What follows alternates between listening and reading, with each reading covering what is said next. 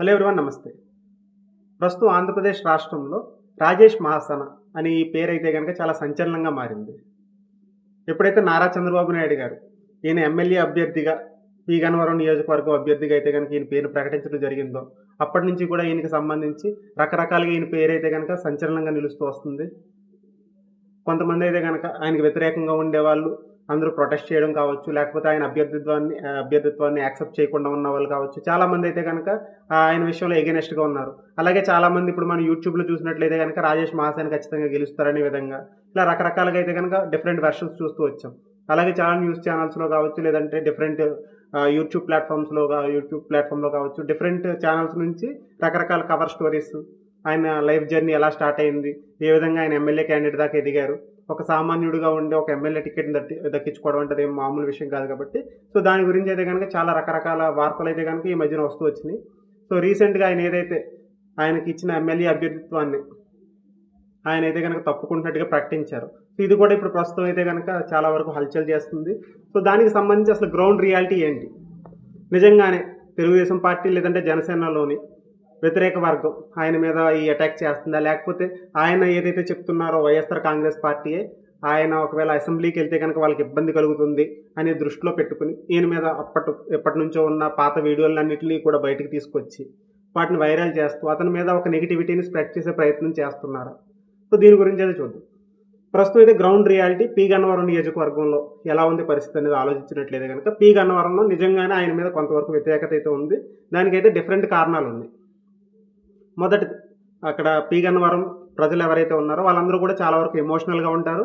So ఏదైతే వాళ్ళు వీడియోల్లో చూస్తున్నారో పవన్ కళ్యాణ్ గారిని తిట్టడం కావచ్చు, లేదంటే కాపులను తిట్టడం కావచ్చు, లేదంటే హిందూ దేవతలకు సంబంధించి ఆయన చేసిన కామెంట్లు కావచ్చు, సో ఇవన్నీ కూడా చాలా వరకు కూడా ఇంటర్నెట్లో అయితే కనుక హల్చల్ చేస్తూ వస్తున్నాయి. ప్రస్తుతం అవే వైరల్గా ప్రతి ఒక్కరికి కనిపించడంతో ఆయన మీద అయితే ఆటోమేటిక్గా వాళ్ళకి తెలియకుండానే ఒక రకమైన ప్రిజుడైజ్ అయితే కనుక జరుగుతుంది. సో ఆయన మీద ఒక ఒపీనియన్ అయితే క్రియేట్ చేసుకోగలిగారు ప్రతి ఒక్కరు కూడా.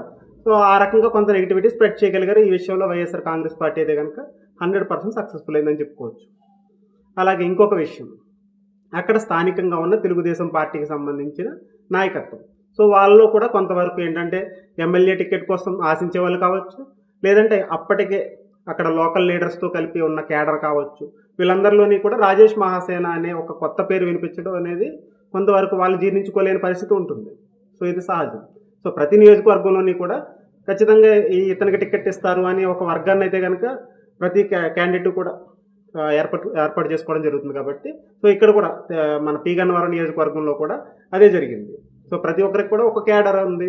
ఆ క్యాడర్ అయితే అంటే మన అభ్యర్థికి టికెట్ ఇస్తారు అనే ఒక ఆశావాదులు ఉంటారు కాబట్టి వాళ్ళందరూ కూడా ఆ రకమైన వాళ్ళ వర్క్ అయితే చేస్తూ వచ్చారు. ఒక 2-3 సంవత్సరాల నుంచి కూడా చేస్తున్నారు. సో వాళ్ళందరికీ కూడా కొంతవరకు ఇది ఇబ్బంది కలిగించింది. అయినా కూడా అధినాయకుడు నారా చంద్రబాబు నాయుడు గారు చేసిన డిసిషన్ మీద వాళ్ళు పూర్తిగా బయటకు అయితే కనుక ఒపీనియన్ చెప్పగలిగే పరిస్థితుల్లో లేరు. అదైతే మనకు కనిపించింది. కాకపోతే ఎప్పుడైతే ఇతని మీద ఏదైతే ఒక రకమైన ప్రచారం అయితే జరుగుతూ వచ్చిందో, ఒక నెగిటివ్ ప్రచారం అనేది, సో ఈ నెగిటివ్ ప్రచారం నుంచి వాళ్ళకు కూడా కొంతవరకు ఈ అభ్యర్థిత్వాన్ని మార్చాలి అనే టైప్ ఆఫ్ డిమాండ్ అయితే వినిపిస్తూ వచ్చిందనమాట. అంటే నారా చంద్రబాబు నాయుడు గారు అక్కడ లోకల్లో ఉన్న లీడర్స్తో కానీ, లేదంటే ఒక లోకల్ నాయకత్వంతో కానీ ఎవరితోటి చర్చించకుండా కేవలం ఆయన ఇంట్రెస్ట్ మీద ఈ సీట్ని కేటాయించడం జరిగింది.